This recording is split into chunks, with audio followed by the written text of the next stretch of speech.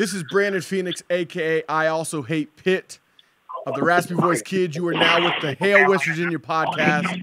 We have come to the gold and blue interview section of the segment of the podcast, and we are joined by a man who is a legend, who is an icon. We often say a great player is joining us. This time it is the greatest player joining us. He is the number 9. He is Mr. Major Harris. Major, thank you for joining us today. How are you? Oh, I'm doing all right. Doing all right? Well, yeah. I mean, this is the time of year to be doing all right because it's so hot. People, people get worn out so easily. People end up getting busy. There's so much going on, and to hear that you're doing all right means that things are going the way we want them to go, especially coming up on the 30th anniversary of that 1988 season. How does it make you feel to reflect on that season? You know, it's crazy when you start thinking of 30 years, man. It's a long time. Yeah. What they say, 2 years or 3 years, you know what I mean? Yeah. Yeah. You now one thing I did want to ask you to start off with, because there are a lot of questions to ask you. I'm sure you've been asked a million questions, over these decades. But your friend Eugene Napoleon, your friend and teammate, he's the one who kind of connected us. Does it bother you, having played with him, that he says that you are not in his top 10 quarterbacks to ever play for WVU? Oh, no. I'm kidding, Major. No. Major, there's no way he said that. He didn't say that. No, I'm just saying, when it comes to, opinions and stuff like that, you might have younger guys, we talking about 30 years ago. So if a guy's born, say, 35 years ago, the quarterbacks he's going to remember is the ones when he went to the stadium. You know what I mean? So, yeah. So I don't get caught up in all that. You know what I mean? Yeah, like I said, I was joking, man. Eugene says without question, over and over again, that you are, bar none, the number 1, the greatest to play that position at Mountaineer Field in Morgantown, period. I was just joking, but look at you. You're so gracious and humble that was the perfect response. And the thing that I like about it is it's genuine. It's obvious that that's how you really feel. Yeah. People can say, well, Gene just saying that because, he was in the backfield when I played. You know what I mean? So I think that it's just like this year. You know what I mean? The quarterback we got this year, a young guy growing up, if they put up numbers like they should, they could be saying he's the greatest quarterback. You know what I mean? So I think, with 30 years, man, that's a lot of time, man. You know what I mean? I agree. That's a lot of years in between. And you bring up a good point talking about the numbers that should be put up in a Dana Holgorsen offense, with Jake Spavital calling it, with Will Greer returning, and the Biletnikoff Award finalists and David Sills back, along with Gary Jennings and Marcus Sims and all the other guys that they have. What I'm curious about from your perspective, being a person who's so familiar with college football and understanding the game the way that you do you think you would have put up better numbers in the offense that was run under Don Nehlen, the offense that was run by Rich Rodriguez, or the offense that's currently being run by Dana Holgorsen? Well, I think as far as throwing the ball, I think Dana's offense, you're going to throw the ball the most. You know what I mean? I think I think he was a dual threat under Coach Rod.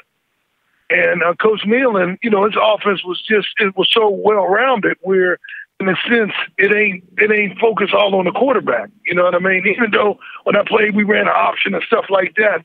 But I just think that the offense and Coach Rod and Holgorsen, I think the quarterback is in the limelight.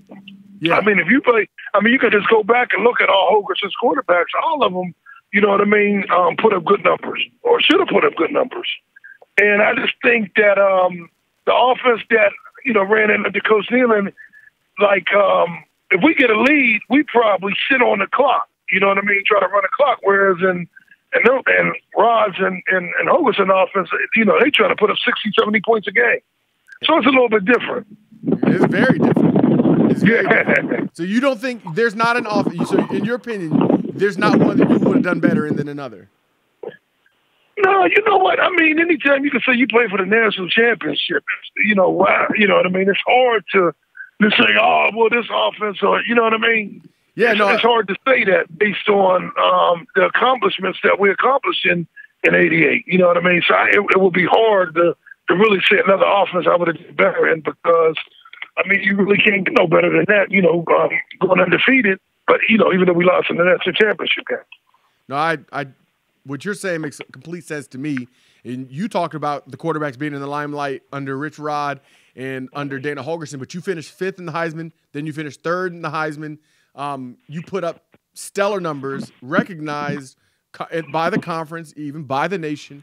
People knew who you were, not only because of your greatness, but also because of the position that you played. So the question for me is, what is the craziest fan encounter you've ever had?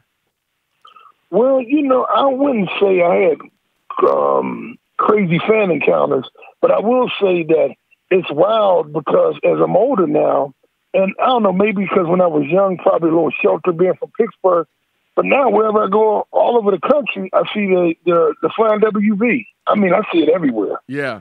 I mean, I really see it everywhere.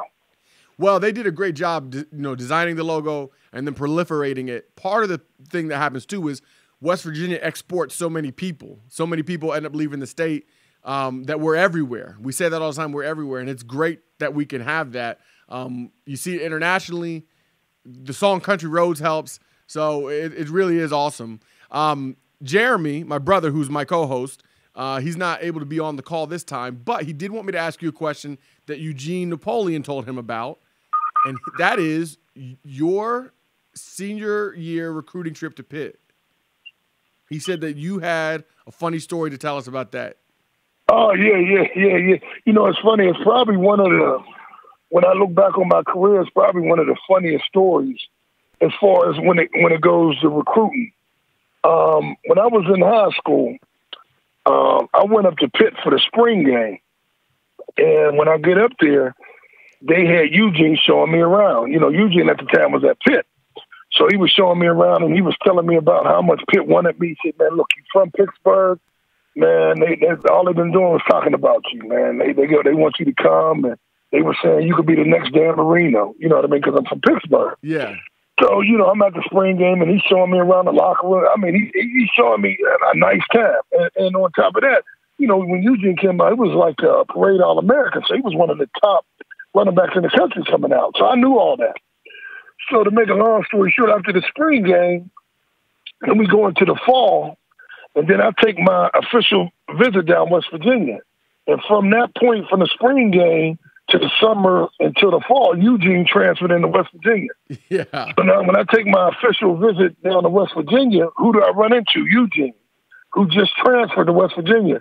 So when I get down there, I run into him again. He's like, man, don't go to Pitt. They lie too much. You know? You know what I mean? So it was a situation. I'm like, man, I can't believe nothing he say. You know what I mean? He was just telling me about Pitt. Now he's down at West Virginia. You know what I mean? So, I always tease him about that.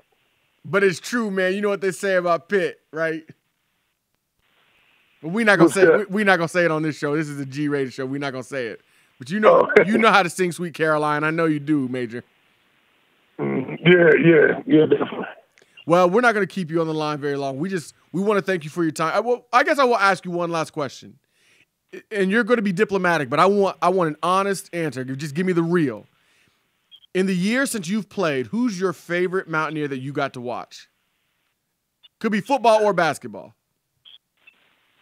Well, I mean, we had a lot of great. Well, it doesn't even have to be best either. It doesn't have to be best. Just the person that you just enjoyed watching the most. Man, it's so, I'll be honest with you. Every year, it's always somebody new that, I'm like, man, I can't wait to see him play. And it's the same with Greer this year. You know what I mean? I'm looking forward to it, watching him play this year.